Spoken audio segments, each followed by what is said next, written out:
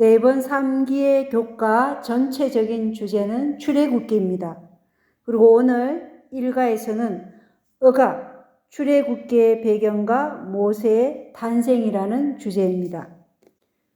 이 주제를 오늘 교과를 통해서 우리가 공부를 하면서 출애굽의 역사가 오늘날 하나님의 백성들에게 어떤 의미가 있는지를 생각하면서 한번 살펴봐야 되겠죠. 이스라엘 백성의 출애굽은 오늘날의 그리스도인들에게는 바벨론을 경험해야 할 중요한 의미를 가지고 있기 때문에 우리가 출애굽의 역사를 연구할 때 그 의미를 오늘날의 바벨론을 염두에 두고 있는 우리의 상황과 대비해 가면서 이 교과를 공부했으면 좋겠습니다.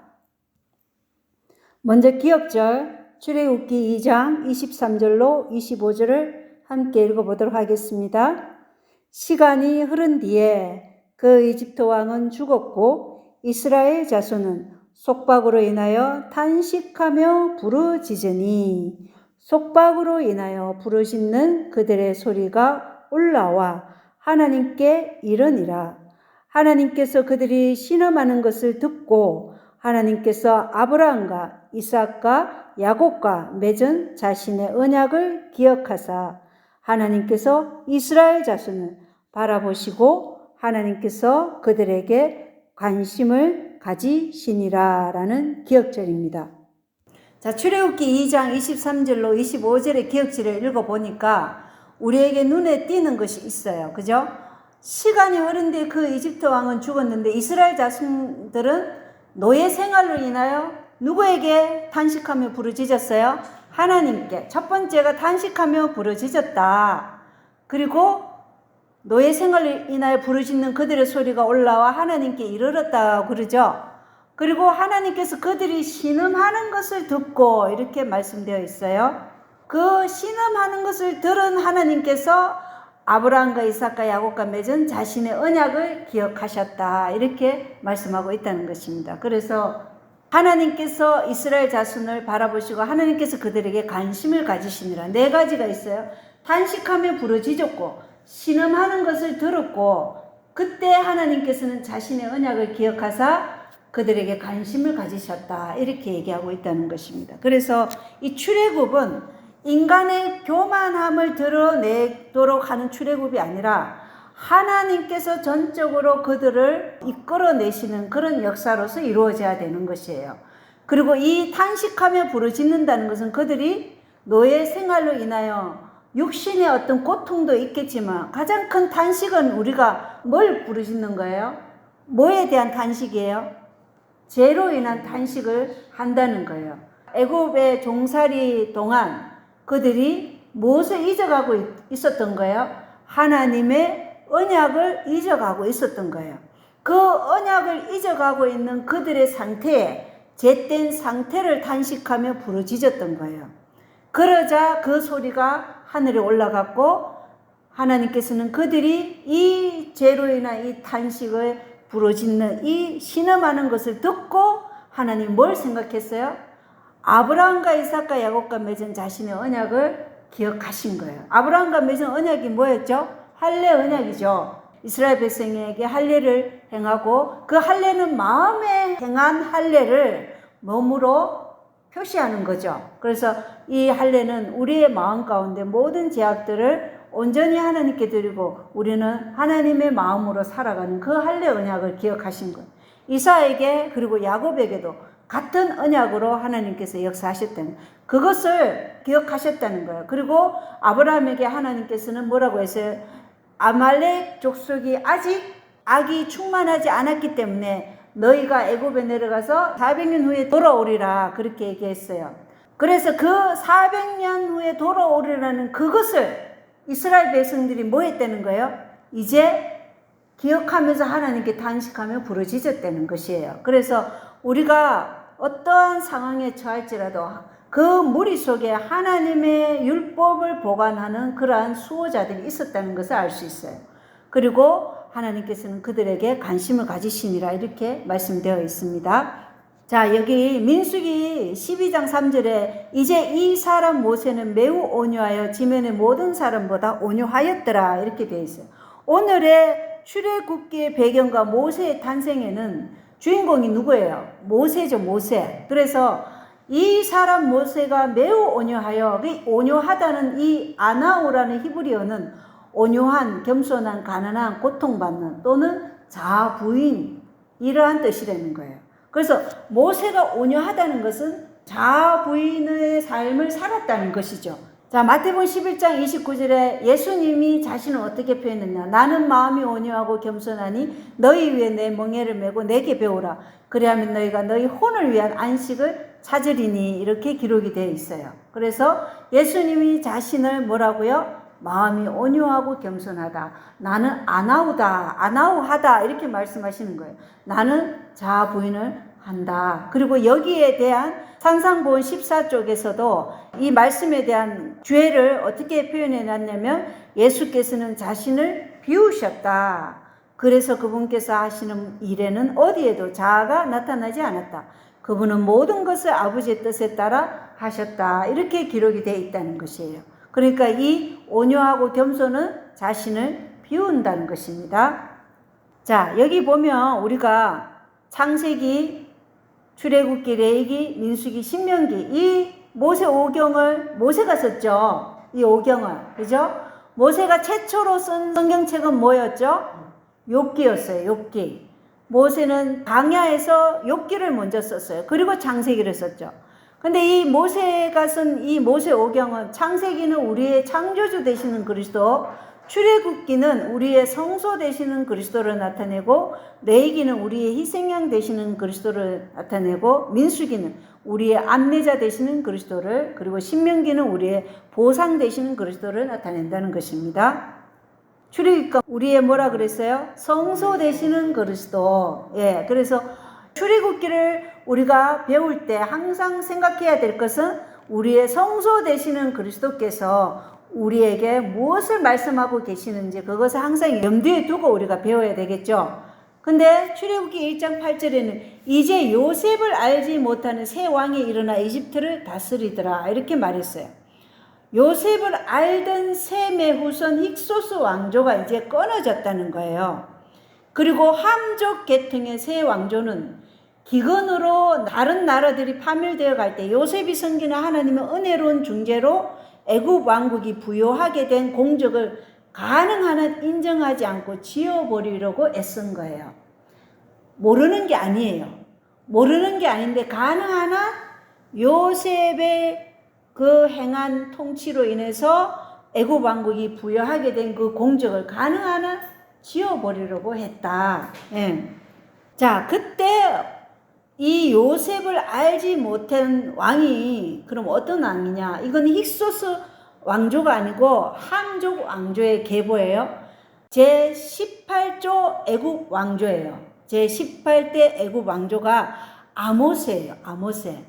그리고 아멘호텝 1세가 그 아들이고, 여기 출애굽기 1장 8절에 말하는 요셉을 알지 못하는 왕은 투트모세 1세예요. 이가 누구냐? 우리가 잘 아는 모세를 양자로 입양한 합세수트의 아버지라는 것이에요. 그가 요셉을 알지 못한 왕이었다. 예, 이렇게 보고 있어요. 이 연도는 조금의 차이는 있지만 함족의 왕조가 18조 애굽의 왕조가 이러한 도표로서 정리할 수 있다는 것이죠. 그래서 요셉을 알지 못했던 투트모세 1세가 왕이었을 때 뭐라고 얘기했어요? 남자아이는 다 죽이라고 누구에게 말했어요? 산파들에게. 그리고 그 산파들이 말을 듣지 않으니까 나중에 어떻게 했어요?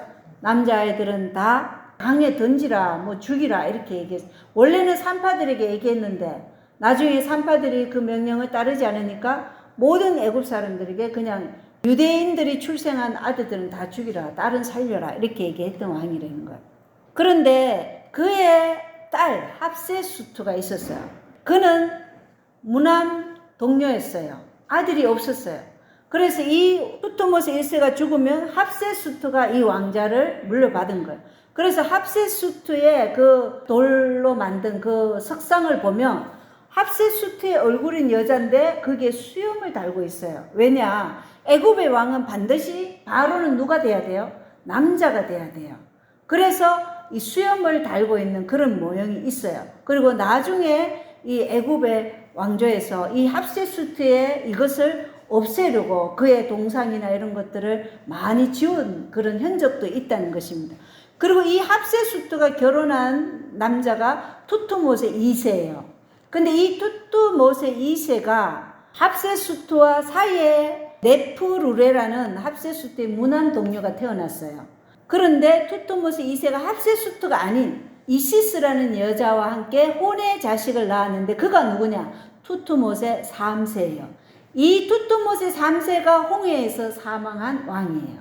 그러니까 합세수트의 남편이 혼외자를 출생했는데 그 혼외자인 투트모세 3세가 홍해에서 사망한 그 바로다. 그리고 이 투트모세 3세와 또 합세수트의 딸 네프루레가 결혼해서 낳은 자식이 아멘호텍 2세고 투트모세 4세까지 이렇게 연결이 되는데, 그래서 모세는 언제 출생했냐면 합세수트가 1504년부터 이제 이 애굽의 왕권을 다스릴 때 이 모세가 1530년에 출생을 해요. 그리고 1490년에 도망을 가요. 40년 동안 살다가. 그리고 출애굽은 언제 하느냐? 그 후 40년 뒤인 1450년 3월 17일에 출애굽을 했다. 역사가들은 이렇게 거의 날짜를 계산하고 있다는 것입니다.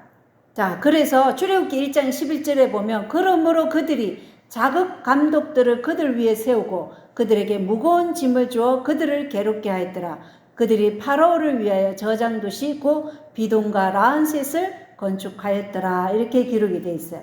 요셉의 공적을 되도록이면 지우려고 한 그 투트모세 1세 왕이 사람들이 계속해서 번성하는 것을 보고 두려워했던 거예요. 어떤 두려움이 있었죠?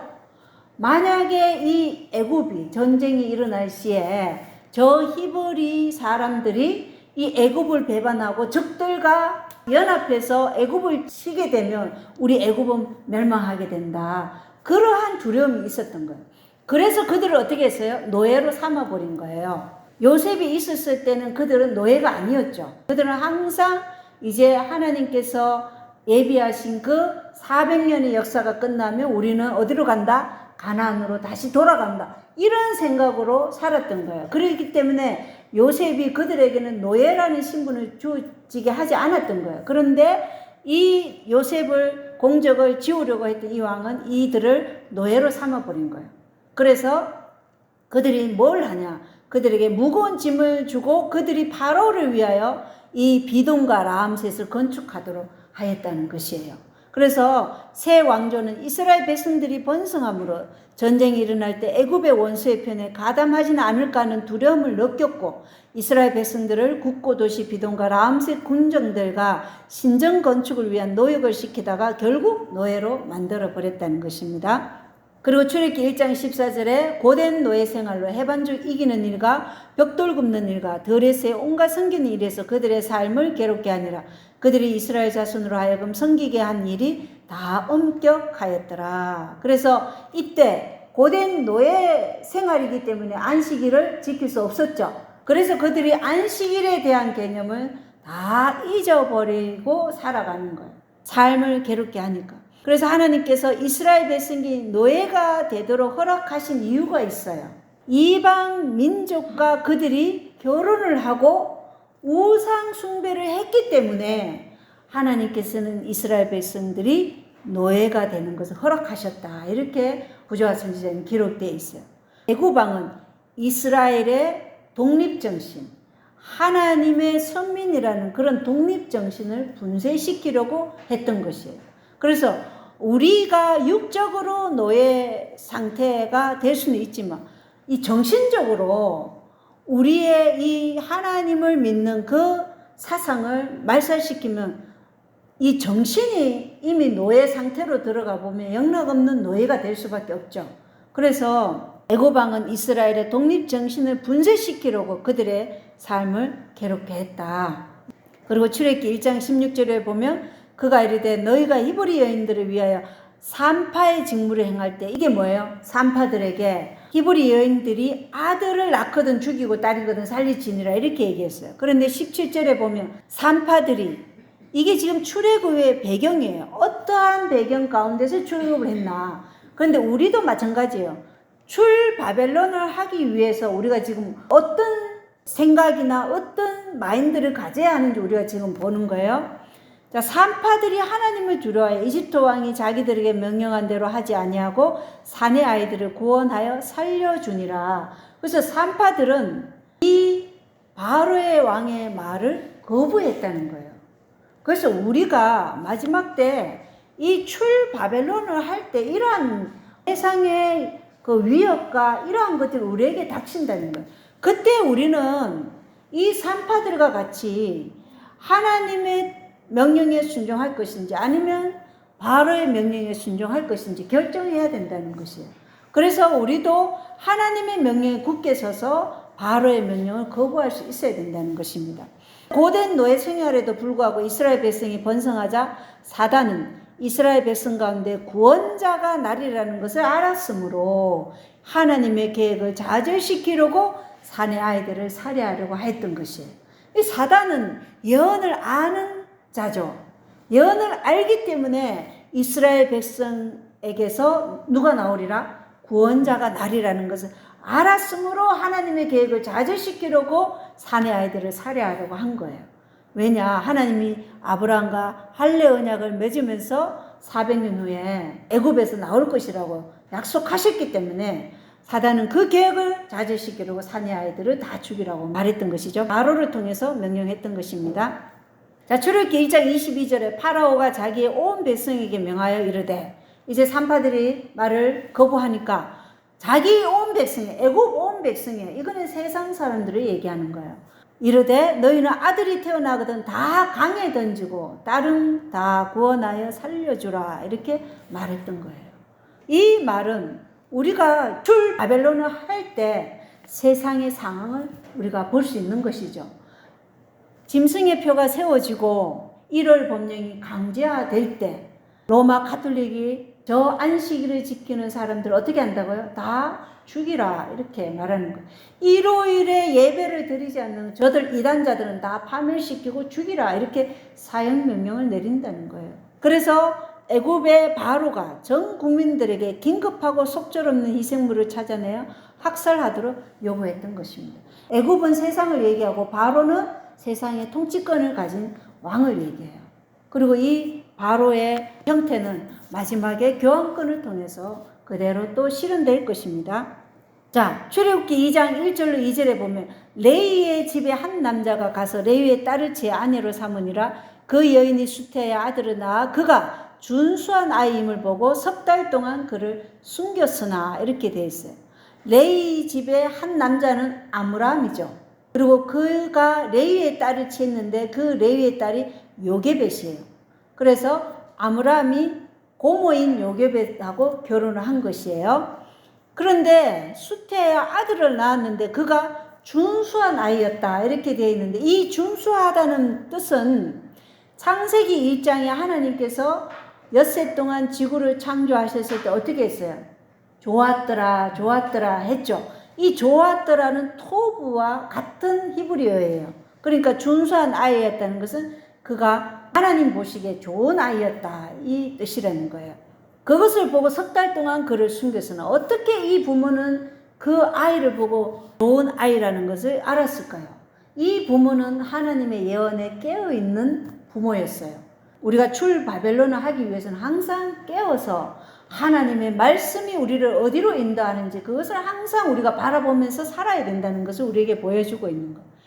그렇기 때문에 이 부모가 자기 아들이 누구인지를 알게 된 것이죠. 하나님의 물론 계시도 있었지만 이 부모가 항상 깨어 있었기 때문에 그 계시를 줄 수 있었던 거라는 것입니다.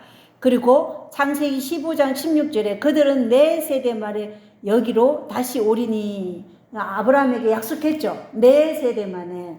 그러니까 이 네 세대는 무엇을 얘기하느냐면 아버지 야곱과 그리고 야곱의 12아들 르우벤, 시므온, 레위, 유다, 요셉, 베냐민, 이사갈, 스불론, 단, 갓, 납달리, 이사갈 이렇게 12아들이 다 어디로 갔어요? 애굽에 들어갔어요.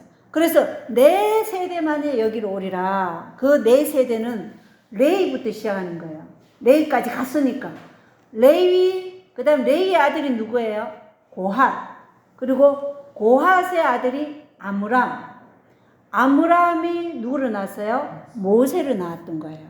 그러니까 모세의 아버지 아므람, 아므람의 아버지 고핫, 고핫의 아버지 레위. 이렇게 네 세대 만에 다시 가나안으로 오리니 이 약속을 이 부모들은 기억하고 있었던 거예요.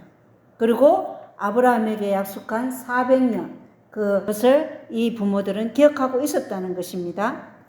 자, 이것을 히브리서 11장 23절에 믿음으로 모세의 부모는 그가 태어났을 때 석 달 동안 그를 숨겼으니 그가 특이한 아이인 것을 그들이 보고 왕의 명령을 두려워하지 아니하였느니라 이렇게 되어 있어요.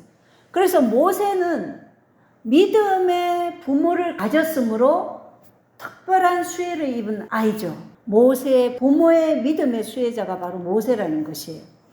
그래서 이 부모는 그 아이가 어떠한 아이인 것을 알고 왕의 명령을 두려워하지 않았다는 것입니다.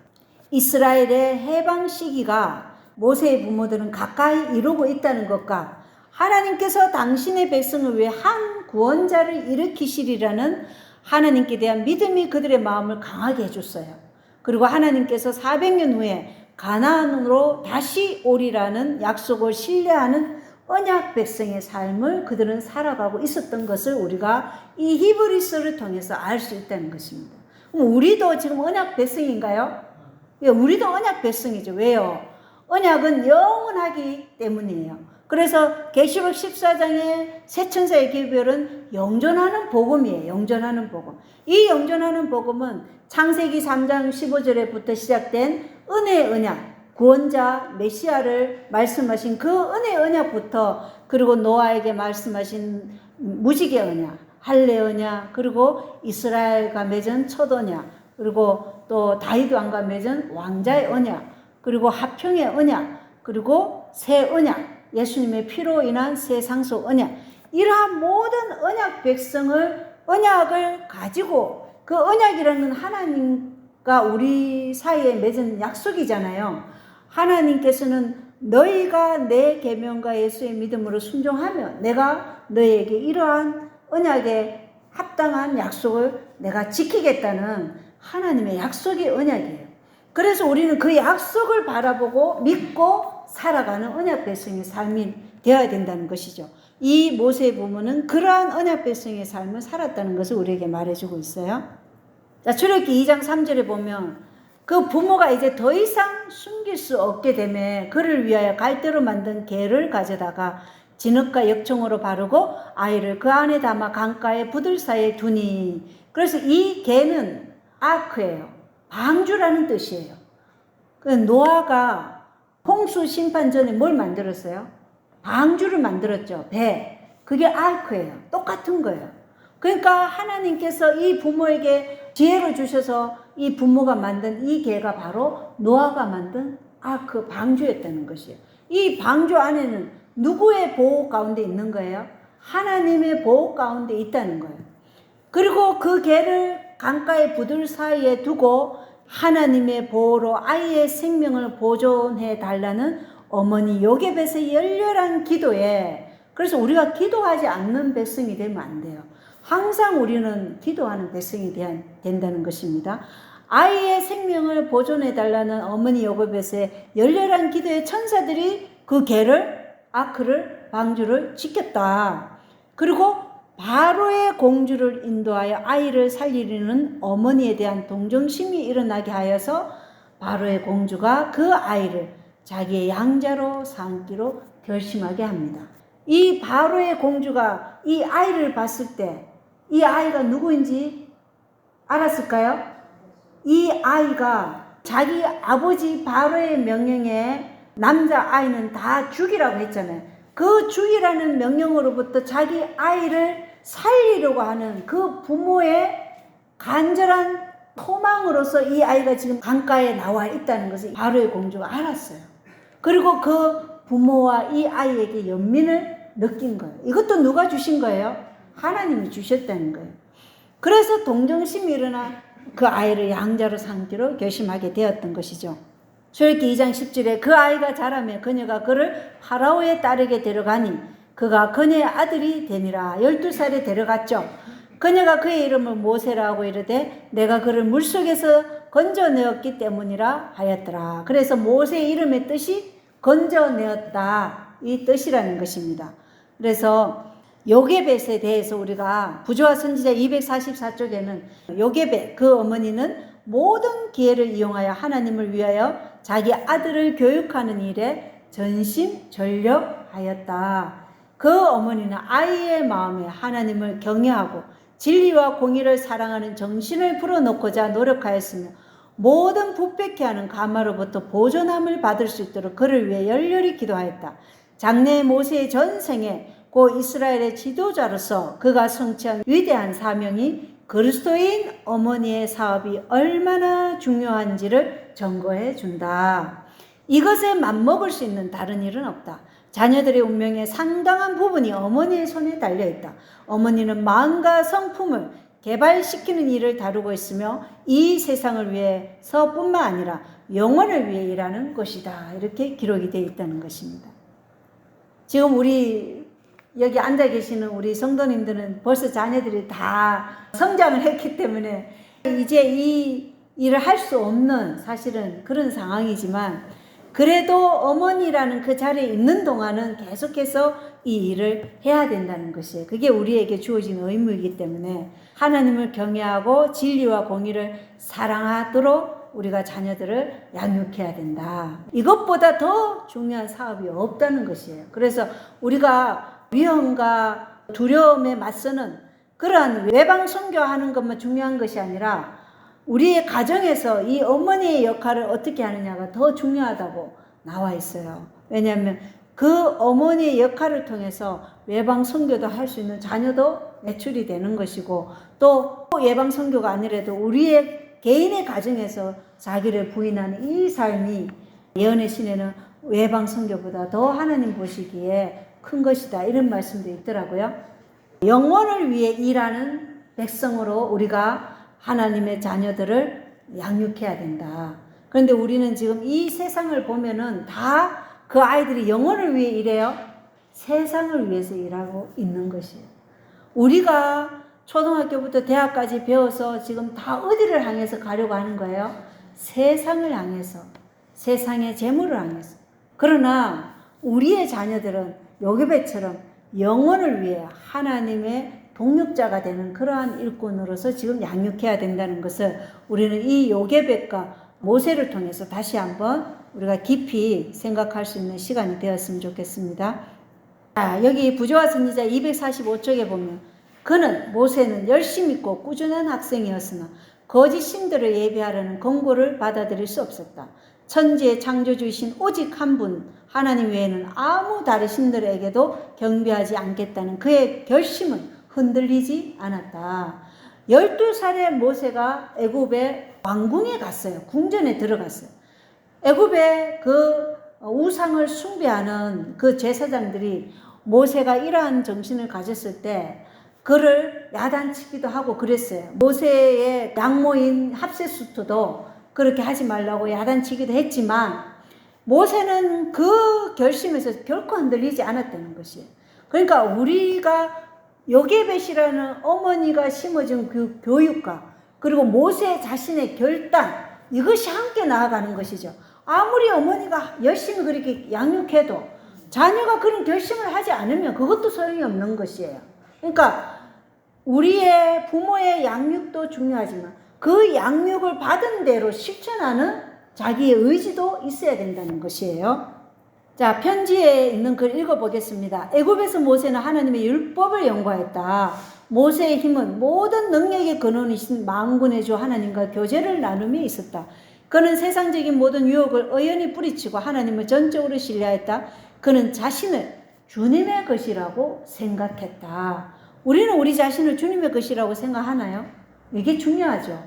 우리는 지금 출바벨론을 해야 되는 하나님의 백성이에요. 왜냐? 이 바벨론의 사상이나 정신 그리고 육신적인 모든 것에서 우리가 사실은 출바벨론 하지 않으면 우리는 사단의 먹이가 되기 때문에 우리 자신이 출바벨론을 하기 위해서는 반드시 우리 자신을 주님의 것이라고 생각하면서 지금 신앙생활을 해야 된다는 것입니다. 그리고 한편으로는 바로 왕의 공무를 수행하면서 그는 계속해서 하늘 정부의 율법을 공부하였고 따라서 믿음도 자라났다. 그 믿음은 그에게 매우 가치가 있는 것으로 아주 어릴 때 받은 교훈의 토양 속에 깊이 뿌리를 내렸고 그의 생활은 속박 가운데 있는 이스라엘을 구원하기 위한 준비였다. 그래서 우리도 뭐예요? 우리도 이러한 교육을 통해서 나는 주님의 것이라는 이 사상을 가지고 우리의 믿음이 자라나야 돼요. 믿음이 자라난다는 것은 곧 뭐예요? 모세와 같이 온유와 겸손이 더 깊어진다는 것이에요. 참된 겸손함은 우리가 하나님의 명령이 무엇을 요구하더라도 그 하나님의 말씀을 믿고 그분의 목적을 이루는 것이 참된 겸손이고 우리가 그리스도의 장성한 분량으로 자라나고 있다는 그 증거는 겸손함이 더해지는 것이다. 이렇게 예언의 기록되어 있기 때문에 우리가 지금 출바벨론을 하는 우리의 이 삶 속에서 우리에게도 온유와 겸손이라는 이러한 품성이 더 깊어져야 된다는 것이에요. 그것이 우리가 그리스도 안에서 자라나고 있다는 확실한 증거다. 예, 이것을 지금 우리는 모세를 통해서 배우는 거예요. 그렇게 하는 백성이 하나님께서 영혼들을 구원하기 위한 도구로 사용하신다는 것을 우리가 모세를 통해서 지금 배우는 거예요. 그래서 새 천사의 기별을 전할 백성들은 바로 이러한 자들이라는 것을 우리에게 보여주고 있어요. 히브리서 11장 24절에 그럼 모세가 무엇을 거절하고 무엇을 선택했는지 우리가 확실하게 알 수 있어요. 모세가 출애굽을 할 수 있는 지도자로서 선택받았잖아요. 그죠? 그럼 우리 또한 출바벨론을 할 수 있도록 세상에 있는 사람들에게 이 기별을 선포하려면 우리도 지금 모세가 거절한 것을 거절하고 모세가 선택한 것을 우리가 선택할 수 있어야 되는 것이에요. 그것을 히브리서 11장 24절은 믿음으로 모세는 나이가 들었을 때 파라오의 딸의 아들이라 불리는 것을 거절하고 그러면 모세가 뭘 거절했다는 거예요? 왕의 자리, 권력, 명예를 거절했다는 거예요. 세상의 권력, 명예 이걸 다 거절했다는 것입니다. 그리고 히브리서 11장 25절에는 잠시 죄의 쾌락들을 즐기는 것보다 오히려 하나님의 백성과 함께 고난받는 것을 모세가 택하였다. 그럼 잠시 죄의 쾌락들을 즐기는 것을 모세는 뭐 했다는 거예요? 거절했다. 그래서 모세의 첫 번째 거절은 왕의 자리, 권력, 명예를 거절했고 두 번째는 죄의 쾌락을 즐기는 것을 거절했다는 것이에요. 그리고 첫 번째로 선택한 것이 하나님의 백성과 함께 고난받기를 선택한 것이에요. 그래서 우리가 시골로 환경을 옮기는 것도 출바벨론이라는 것은 환경적으로도 세상과 분리되라는 하나님의 음성이라는 것입니다. 자, 그리고 히브리서 11장 26절에 또 그리스도의 치욕을 이집트의 보화보다 더 큰 재물로 여겼으니 이는 그가 주께서 보상으로 보답해 주신 일에 관심을 두었기 때문이니라 이렇게 기록이 되어 있죠. 그래서 그리스도의 치욕을 선택했어요. 이건 뭐냐? 그리스도를 위해 받는 치욕을 모세는 선택했다는 것이에요. 이 세상의 부귀 영화 이런 것을 거절하고 바로의 자리를 가지며 모세는 대접을 받죠. 그 시대의 바로는 신 같은 존재였잖아요. 신이었어요. 애굽 백성들에게. 그런데 그것을 거절했다는 거예요. 그것을 거절하고 그리스도를 위해 받는 치욕을 선택해야 되는 것입니다. 그리고 모세가 세 번째 거절한 것은 이집트의 모든 재물을 거절했다는 것이에요. 우리가 이 돈을 거절하는 거 쉬울까요? 쉽지 않아요. 지금도 우리가 도시를 당장 떠나야 되는데 대도시를 떠나라 하면 당장 뭐 먹고 사냐 이렇게 얘기해요. 정말 이거 거절하기 힘들어요. 근데 모세는 이집트의 재물을 거절했다는 것입니다. 그리고 두 번째로 선택한 것이 그리스도를 위해 받는 치욕을 선택하고, 세 번째 선택한 것이 하늘의 왕께서 이기는 승리자에게 보상해 주시는 불멸의 왕관을 선택했다는 것입니다. 불멸의 왕관, 의의 멸류관, 생명의 멸류관, 영광의 멸류관, 기쁨의 멸류관을 모세는 선택했다는 것입니다. 이것이 출바벨론 세상에 있는 우리에게도 지금 해당되는 이야기고, 이것이 우리에게 의미하는 바가 크다는 것입니다. 히브리서 11장 27절에는 믿음으로 그는 왕의 진노를 두려워하지 아니하고 이집트를 버렸어요. 그래서 네 번째 모세가 거절한 것은 이집트의 부귀영화와 존귀를 거절했다는 것입니다. 그리고 그는 보이지 아니하시는 일을 보는 것 같이 하면서 견디어냈느니라. 그래서 모세가 네 번째 선택한 것은 보이지 않는 분을 보는 것 같이 온유와 겸손과 인내를 배움으로 그리스도의 형상으로 변화될 것을 선택했다. 지금 이게 오늘날 우리에게 너무나 필요한 선택이 아니겠습니까? 그리고 오늘날 출바벨론을 하고자 하는 우리에게 유혹이 되고 있는 것들을 우리가 거절해야 되는 것을 모세가 우리에게 보여주고 있다는 것입니다. 자, 사인지에 있는 글을 보면 보이지 않는 그분을 보는 것처럼 하여 인내를 배울 때 우리는 그리스도의 형상으로 변화될 것이다. 그리스도의 은혜는 우리의 마음을 교만하게 하지 않을 것이며 자아를 높이려고 하지 않을 것이며 온유하고 겸손한 마음을 갖게 하실 것이다. 이렇게 기록이 되어 있다는 것입니다. 자, 우리가 보이지 않는 그분을 보는 것처럼 인내를 배울 때 우리는 그리스도의 형상으로 변화돼요. 그러므로 이것은 곧 순종함으로 완전함을 얻는다는 것이죠. 출애굽기 2장 11절 12절에 그 당시에 모세가 장성하여 자기 형제들에게 나가서 그들의 짐을 보다가 어떤 이집트 사람이 어떤 히브리 사람 곧 자기 형제들 가운데 하나를 치는 것을 보며 그가 이쪽 저쪽을 살펴보다가 사람이 없음을 보고는 그 이집트 사람을 죽이고 그를 모래 속에 감추니라. 여기 부지와 선지자 245쪽에 읽어보면 천사들은 이스라엘 장로들과 모세에게 그들을 구원하실 때가 가까웠고 천사들이 말해줬어요. 계시를 통해서 이 일을 위해 사용하실 사람이 누구라는 것을 가르쳐 주었어요. 모세라는 것을 가르쳐 주었다. 이렇게 기록이 되어 있다는 것입니다. 그는 그들이 무력으로 자유를 얻게 될 것이라는 생각으로 애국군에 대항해서 싸울 히브리 군대를 지휘하게 될 줄로 생각했다. 이제 모세는 자기 백성의 해방운동을 지지할 준비가 된 것을 스스로 나타내었다. 어떻게 스스로 나타내었어요? 어떤 이집트 사람이 어떤 히브리 사람 곧 자기 형제들 가운데 그 한 사람을 치는 것을 보고 아무도 없는 것을 보고는 그 이집트 사람을 죽임으로 이제 모세는 자기 백성의 해방운동을 자기가 이제 지지할 준비가 된 것을 스스로 나타내었다는 것입니다. 근데 하나님께서는 전쟁으로 백성을 해방시키는 것이 아니라 그래서 모세는 전쟁을 통해서 군사적인 힘을 통해서 이스라엘 백성들이 애굽에서 탈출할 것이라고 생각했던 것이에요. 그런데 하나님께서는 이 전쟁으로 이스라엘 백성을 해방시키는 것이 아니라 영광이 하나님께 돌려지도록 그분 자신의 능하신 힘으로 출애굽시키려고 하였다. 이렇게 기록이 되어 있다는 것입니다. 그래서 인간의 생각과 하나님의 생각은 다르죠. 인간의 계획과 하나님의 계획은 다르다는 것이에요.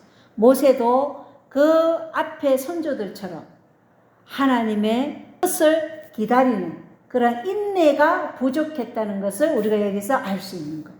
그래서 우리의 힘으로 하지 말고 항상 하나님께서 앞서가시고 우리는 하나님 뒤에 하나님 안에 있는 그런 존재가 돼야 된다. 그러면 하나님께서 이제 되었다 이제 해라 할 때 그때 하는 거죠. 그래서 우리의 모든 삶이 이렇게 돼야 된다는 것을 우리에게 교훈하고 있다는 것입니다. 자, 출애굽기 2장 13절 14절에 보면 다음날 그가 다시 나가니 보라 히브리 사람 둘이 이제는 애굽 사람이 히브리 사람을 치는 것이 아니라 애굽에 있는 히브리 사람 둘이서 서로 싸움으로 그가 잘못한 그 히브리 사람에게 내가 어찌하여 내 동료를 치느냐 이렇게 말했어요. 그러니까 그 친 사람이 누가 너를 통치자와 재판관으로 세워 우리를 다스리게 하였느냐 내가 이집트 사람을 죽인 것 같이 나를 죽이려 하느냐 하니 모세가 두려워 이르되 분명히 이 일이 달로 났도다 하니라 이렇게 말했다는 것입니다. 사도행전 7장 25절에 보면 그는 자기 형제들이 하나님께서 자기 손을 통하여 그들을 건지려 하시며 깨달을 줄로 생각하였으나 히브리 사람들은 깨달았어요? 못 깨달았어요? 못 깨달은 거예요. 모세는 자기 생각에 전쟁을 통해서 하나님께서 자기를 이스라엘 백성들을 출애굽할 지도자로 세웠다 이렇게 생각해서 이제 백성들도 내가 그 애굽 사람을 쳐 죽였으므로 히브리 사람들도 이제 하나님께서 자기를 통해서 이 군사적인 힘을 통해서 이제 이스라엘 백성들을 이제 출애굽 시킬 것을 깨달을 것이라고 생각했는데 지금 이 히브리 사람이 말하는 것을 보니까 전혀 깨닫지 못했다는 것을 알았어요. 그래서 이스라엘이 자유를 얻을 준비가 되지 않았음을 모세가 알게 된 것이죠. 그래서 출애굽기 2장 15절에 보면 이제 파라오가 이 일을 듣고 모세를 찾아 죽이려 하였으나 모세는 파라오의 얼굴을 피해 도망하여 미디안 땅에 거하며 우물 옆에 앉았더라 이렇게 기록이 되어 있어요. 그래서 부자 선지자 245조 보면 모세가 그의 백성을 지휘하여 애굽 사람들을 대항하여 그 정부를 전복하고 스스로 왕위에 오를 계획을 세웠다고 바로에게 전달된 거예요. 바로가 전달받기는 모세가 히브리 백성을 지휘하여서 애굽 사람들을 대항하여 이 애굽의 정부를 전복하고 스스로 바로의 그 왕자에 오를 계획을 세웠다 이렇게 전달된 거예요. 바로 왕에게. 그리고 그가 살아있는 한, 모세가 살아있는 한 이제 이 힉소스 왕조가 아닌 이 함족의 왕조가 안전하지 못하다는 것이 왕에게 제시되었다 이렇게 기록이 되어 있어요. 부조와 선지자에. 출애굽기 2장 21절 22절에 보면 모세가 그 사람과 함께 거하는 것을 만족스럽게 여기매 그가 자기 딸 시보라를 모세에게 주니라. 이 그 사람은 미디안의 제사장 이드로죠. 이 미디안이 누구냐? 아브라함과 그의 척 그두라의 사이에서 난 아들이 미디안이죠. 그 미디안이 부락을 이루어서 미디안의 제사장이 있었는데 그 미디안의 제사장이 이드로였던 것이에요. 그래서 그 이드로가 자기 딸을 모세에게 주었어요. 그녀가 모세에게 아들을 낳으며 그가 그의 이름을 게르솜이라 하였으니 이는 그가 말하기를 내가 타국에서 나그네가 되었도다 하였기 때문이더라. 이때가 이제 하나님께서 모세를 쓰실 수 있는 상태가 된 것이에요. 모세가 애굽에서 40년 그리고 미디안 광야에서 40년을 살면서 그 자신의 정체성이 뭐라는 것을 깨달았어요? 나그네다. 나는 이 땅에서 잠시 살다 갈 나그네다. 순례자다. 이러한 정체성을 깨달았다는 것입니다. 히브리서에 보면 믿음의 조상들은 다 자신들이 이 땅에서는 나그네요. 순례자. 그래서 우리가 정말 이 땅에서 하나님께서 생명을 주신 이 은혜의 시간은 다 하늘에서 영원히 하나님과 함께할 그 영생을 누릴 풍성을 준비하는 그러한 나그네요. 순례자로서 그런 삶을 살기 위해서 이 생명을 주셨다는 것을 깨닫는 시간이 바로 미디안 광야에서의 삶이었다는 것입니다. 그래서 그의 아들 이름을 나그네로 모세가 정했던 거예요. 그래서 모세의 그 자기 부인의 삶을 이 애굽의 미디안 광야에서 훈련하고 있었던 것입니다. 자, 여기 중요한 것이 있어요. 미디안 광야 학교에서 받은 모세의 교육이 제가 여기 부조와 선지자에 있는 글을 정리해서 해놓은 글입니다. 첫 번째가 뭐냐? 하나님의 약속의 성취를 위해 하나님의 능력만을 의지하는 믿음의 훈련을 했다. 지금 우리에게 이게 필요한가요? 예, 절대적이죠. 하나님의 능력만을 의지하는 믿음의 훈련이 이 미디안 광야 학교에서 받은 모세의 교육이고, 두 번째, 한적한 산중에서 극기와 고난의 학교에서 인내와 감정을 조절하는 것을 배웠어요. 애굽에서는 뭐가 부족했어요? 인내와 감정을 조절하는 것이 모세가 부족했어요. 그래서 이 미디안 광야 학교에서 모세는 그것을 배웠다는 것입니다. 세 번째, 현명하게 다스릴 수 있기 전에 먼저 모세가 하나님께 순종하기를 배워야 했던 것이고, 네 번째, 이스라엘 백성에게 하나님의 뜻을 가르치기 전에 모세 자신의 마음이 그분과 완전히 조화되어야 함을 배워야 했어요. 다섯 번째, 돌보는 습관, 곧 자기를 잊어버리고 동정과 부드러운 염려로 양떼를 돌보는 습관이 개발되므로 자비심이 깊고 오래 참는 이스라엘의 목자가 되도록 준비가 되는 것도 이 미디안 광야 학교에서였다는 것입니다. 그리고 6번째, 애굽에서 왕의 손자로서의 높은 지위를 가졌죠. 도처에 있는 방탕과 호화로움, 교활과 거짓 숭배의 신비, 우상 숭배의 장엄함과 건축과 조각의 엄숙한 장관 등이 깊은 인상을 주어 어느 정도 그의 석강과 품성을 형성하게 하였으므로 시간과 환경의 변화와 하나님과의 교통으로 투쟁하면서 이러한 인상들을 다 어떻게 했다고요? 다 제거했다는 것입니다. 이러한 미디안 광야에서 받은 모세의 교육이 오늘 우리에게 필요할까요? 안 필요할까요? 너무나 필요하죠. 지금 우리는 이 모세가 받은 교육을 위해서 지금 미디안 광야에서 살아야 되는 거예요. 그래서 하나님께서는 이러한 품성을 형성하기 위해서 시골 생활을 하라고 말씀하신 것입니다. 그리고 7번째는 하나님의 도움을 받기 위해 자기의 연약함과 부족함을 깨닫는 것이에요. 자기의 연약함과 부족함을 깨닫기 때문에 항상 누구를 의지하게 돼 있어요? 하나님을 의지하고 하나님께 전적으로 자신을 의존하는 상태가 되어야 된다는 것입니다. 그리고 8번째는 열렬하고 꾸준한 기도와 노력으로 분개하며 그릇된 행습을 떨쳐버리는 것도 이 미디안 광야에서 했던 교육이고, 9번째, 영원한 산들의 장엄한 속에서 지극히 높으신 분의 위엄을 바라보며 그와 대조적으로 애굽의 신전과 미신과 호의가 얼마나 무기력한지를 깨달았다는 것입니다. 그리고 10번째, 도처에 창조주의 이름이 기록되어 있는 자연계에서. 왜 우리가 자연계에서 살아야 돼요? 자연계는 도처에 창조주의 하나님 이름이 기록되어 있고 그 하나님의 이름은 곧 사랑이고 하나님의 품성을 드러내는 것이죠. 자연계에서 모세의 자존심과 자부심은 완전히 일소되었다. 근데 애굽 사람을 때려 죽일 때는 뭐예요? 모세의 자부심이 굉장했었죠. 모세는 자기가 이스라엘을 출애굽할 지도자라는 그 자부심으로 그렇게 때려 죽인 거예요. 근데 그러한 것들이 다 일소되었다. 완전히 일소되었다. 이렇게 나와 있어요. 11번째는 단순하고 소박한 광야 생활을 통해서 애굽의 모든 안일과 사치의 결과들이 없어졌어요. 그래서 우리는 도시에 살면 사치의 결과들이 있다는 거예요. 그래서 단순하고 소박한 광야 생활, 자급자족하는 시골 생활이 우리에게 필요하다는 것이에요. 모든 것을 돈만 있으면 다 사는 도시 생활과 다르게 이러한 광야 생활은 돈이 아니라 하나님을 전적으로 의지하면서 내가 땀 흘려 흘린 그 양식을 먹는 것이에요.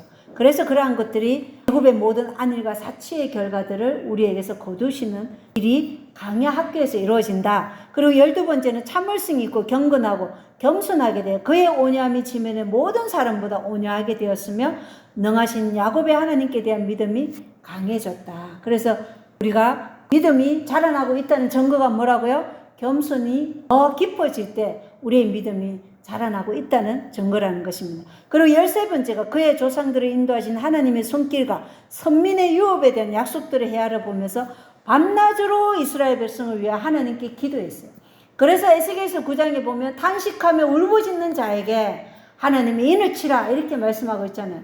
그래서 이 밤낮으로 이스라엘 백성을 위해 함께 기도하면서 쓴 성경이 욥기서예요. 그리고 창세기예요.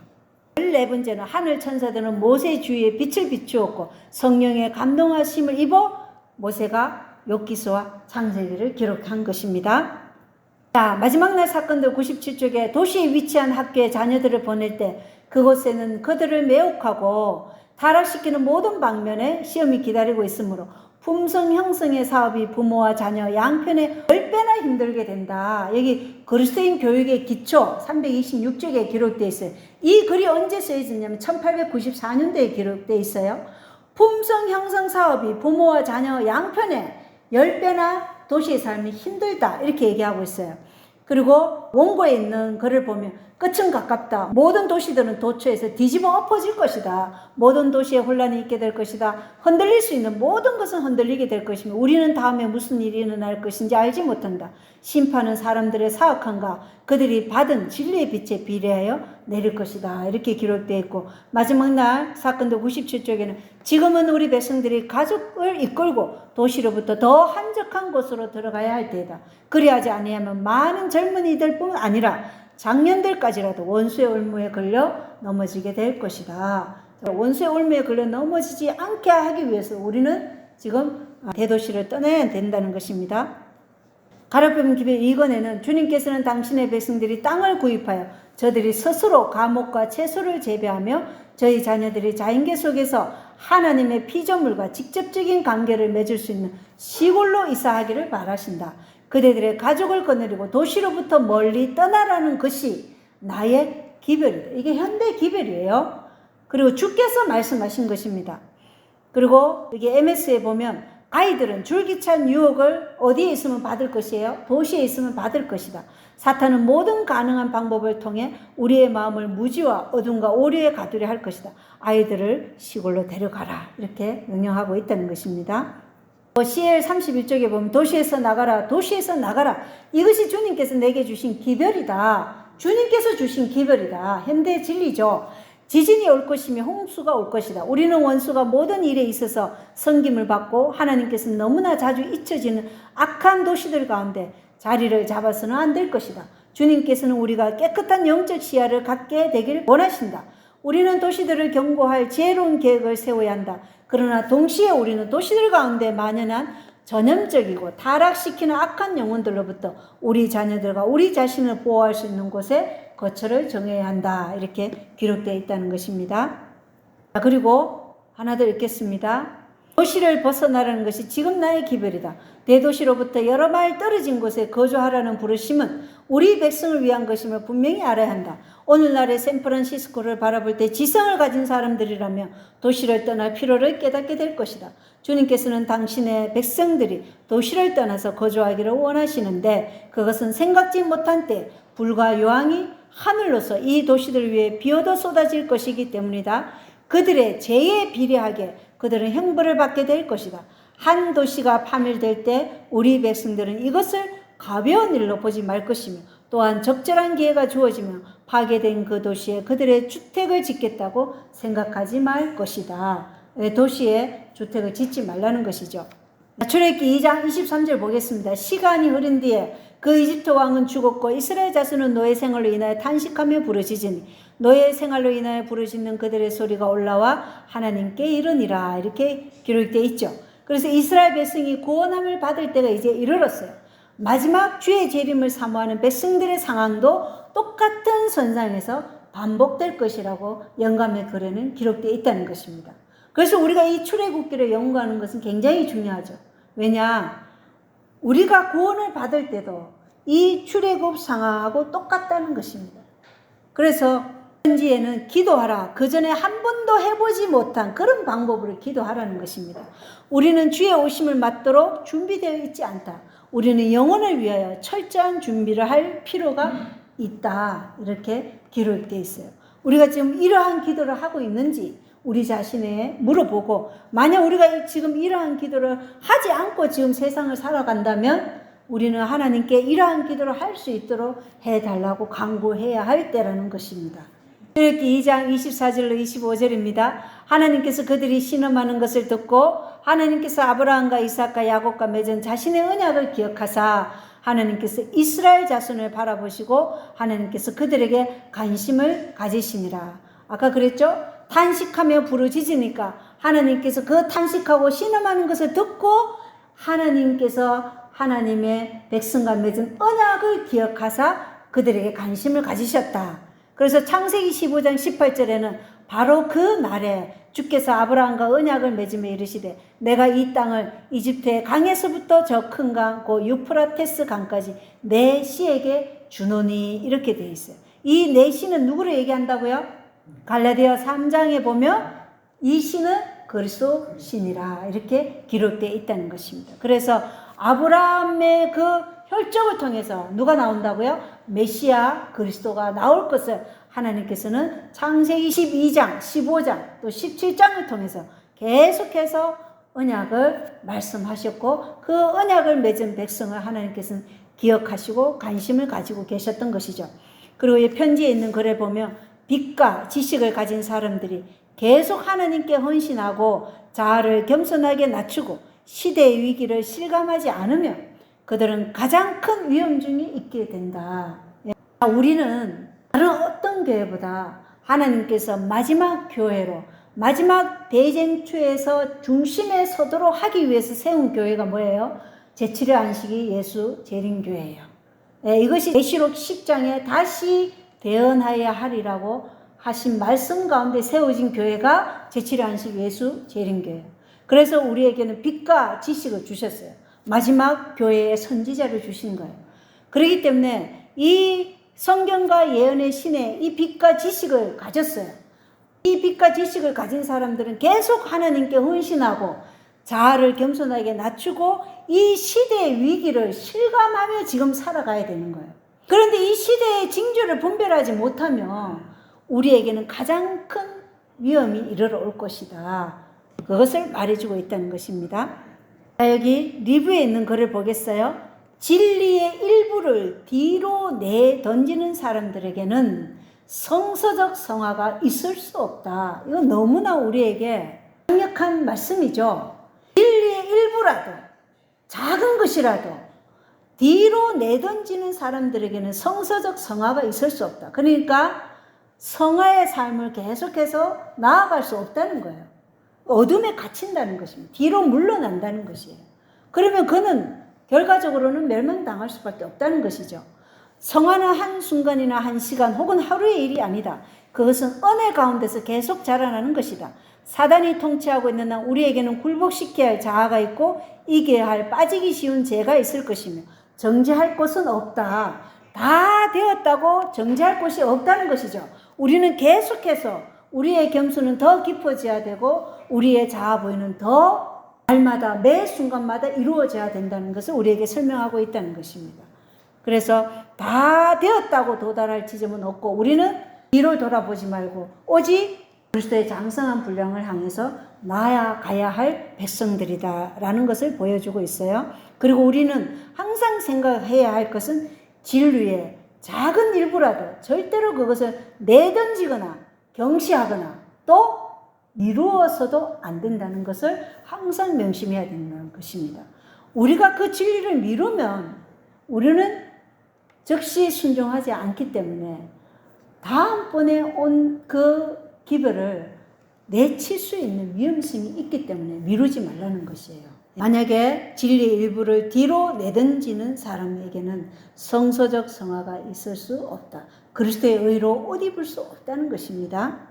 여기 리뷰에 있는 글을 보겠어요. 이기는 자들에게 수여되는 영광과 하늘의 보상은 그들이 그리스도의 품성을 세상에 대표한 정도에 비례할 것이다. 그래서 우리에게 수여되는 영광, 하늘의 보상, 면류관, 별이 붙는 그러한 면류관에 붙는 보석들은 이 땅에서 우리가 그리스도의 품성을 세상에 나타낸 그 정도에 비례한다. 이걸 말씀하고 있다는 것이에요.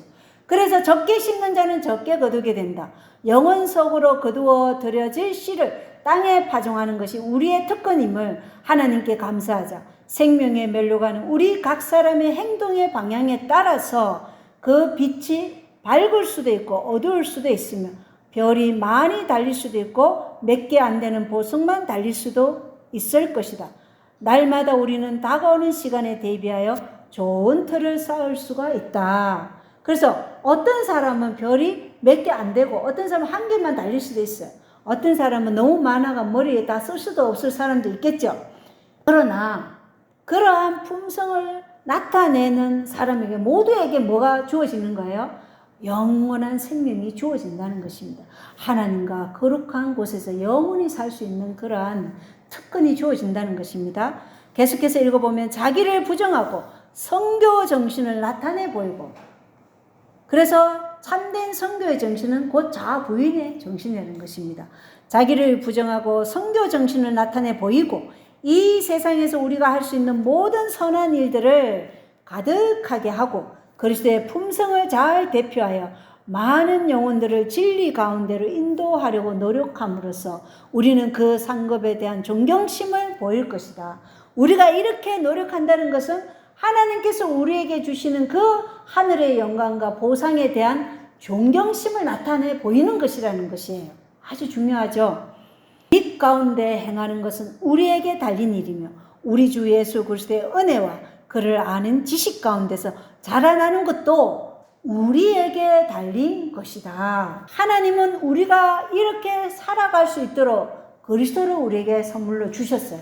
그리고 우리는 그리스도를 영접하고 그리스도가 우리 안에 살 수 있도록 우리의 자아를 부인하며 누가 우리 안에서 살아요? 그리스도가 사는 그러한 생애가 될 수 있다는 것이에요. 그래서 이 가운데 행하는 것은 우리에게 달렸고 우리 주 예수 그리스도의 은혜와 그를 아는 지식 가운데 자라나는 것도 우리에게 달린 것이다. 이렇게 말하고 있다는 것입니다. 그래서 아까 우리가 요게벳의 교육과 모세의 결단이 있었다고 우리가 봤지 않습니까? 그래서 우리의 의지의 선택도 있어야 된다는 것입니다. 우리가 정말로 하늘에서 이기는 자들에게 수여되는 영광과 하늘의 보상을 정말 거기에 대한 상급에 대한 존경심을 보이고 살아가는가, 거기에 따라서 우리의 삶이 달라지겠죠. 우리의 삶이 이렇게 자기를 부정하고 성교 정신을 나타내 보이면서 이 세상에서 우리가 할 수 있는 모든 선한 일들을 가득하게 하려고 노력하는 삶이 될 것이라는 것입니다. 모세는 어떻게 온유를 배웠는가 정리하겠습니다. 하나님의 말씀 안에 생애하는 부모가 있었고 특히 어머니의 역할이 그 누구보다도 중요했어요. 그리고 모세 자신의 율법에 대한 연구와 창조주 하나님만 경배하기를 결심한 모세의 결단이 있었어요. 그리고 창조주의 이름이 기록된 자연 환경에서 모세가 살았어요. 그리고 극기와 고난과 인내의 정신, 그 자연 환경에서 극기와 고난과 인내의 정신과 열렬한 기도, 자아 부인을 통해 온유라는 품성을 창조하시도록 모세는 자기 자신을 하나님께 허락해 드렸다는 것입니다. 그리함으로 모세는 온유를 배우는 것입니다. 그래서 모세 안에서 하나님께서 그 품성을 창조해 주신 것이죠. 그래서 마태복음 5장 5절에는 온유한 자는 복이 있나니 그들이 땅을 상속받을 것이기 때문이요, 이렇게 기록되어 있다는 것입니다. 그래서 우리가 하늘에 가서 천년을 살고 다시 이 땅에 내려왔을 때, 그때 어떤 자가 땅을 상속받는다고요? 온유한 자가 하늘에서 천년을 살고 이 땅에 다시 내려와서 이 땅을 상속받을 것이다. 이것을 마태복음 5장 5절에 산상보훈에서 말하고 있다는 것입니다. 그래서 여기 산상보훈 14절에 보면 예수께서는 온유를 천국에 들어가는 첫째 조건으로 삼으신다. 온유는 자아 부인이라고 말씀드렸죠. 그리스도의 피로를 깨닫고 죄 때문에 애통해하고 그리스도와 고난의 학교에 함께 앉은 사람들은 거룩한 교사에게서 온유를 배우게 될 것이다. 이렇게 기록되어 있다는 것입니다. 자, 온유가 천국에 들어간 첫째 조건인데 이 온유를 배우려면 뭐가 필요해요? 첫 번째, 그리스도의 피로를 깨달아야 돼요. 내 자신의 무가치함, 무능력, 연약함, 아무것도 아니라는 것, 이것을 먼저 깨닫고, 그럴 때 누가 필요하다? 그리스도가 전적으로 나에게 필요하다는 것을 먼저 깨닫고, 그 다음에 죄 때문에 애통해야 돼요. 그리스도와 닮지 않은 내 죄 때문에 애통해야 되고, 내 죄뿐만 아니라 내 가족과 이웃과 우리의 형제들의 죄에 대해서도 우리가 한식하며 부르짖는 애통해야 하는 심령이 되어야 한다는 것. 그리고 그리스도와 고난의 학교에 앉아야 됩니다. 모세가 선택한 게 뭐예요? 그리스도의 치욕을 선택했고 하나님의 백성과 함께 고난받기를 선택했잖아요. 그것을 우리가 선택할 때 거룩한 교사에게서 우리는 온유를 배우게 된다. 이걸 지금 말씀하고 있다는 것입니다. 이걸 배우려는 마음이 우리에게 지금 어떻게 해야 돼요? 샘솟아야 되겠죠. 이걸 배우기 위해서 하나님께서 무엇을 말씀하시든지 어떠한 희생이 요구되더라도 우리는 이 말씀 앞에 우리의 자아를 부인해야 된다는 것을 오늘 모세를 통해서 우리가 배울 수 있는 것이죠. 그래서 우리는 출애굽의 역사가 우리에게 미치는 그 영향은 우리가 출바벨론의 역사로서 그 역사로 우리가 들어가야지만, 출바벨론의 역사는 곧 우리가 하나님 안에서 온전히 함께 거한다는 것이죠. 하나님의 임재 속에서 영원히 사는 것을 의미해요. 그래서 그 출바벨론이 이루어지도록 하나님께서 오늘 우리에게 말씀하고 있다는 것입니다.